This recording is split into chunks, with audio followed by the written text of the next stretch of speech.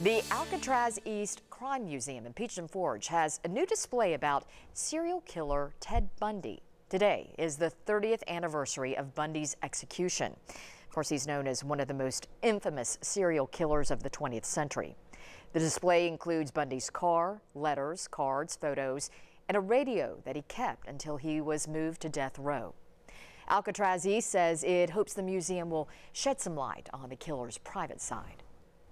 Because we are the home of Ted Bundy's Volkswagen Beetle, it was important for us to put out something new for the 30th anniversary of his execution to give the public new insight into his mind and his crimes and really remind people of the important lessons to be learned from that. A new movie and a Netflix documentary on Bundy and his victims are also set to come out this year. Cartoonist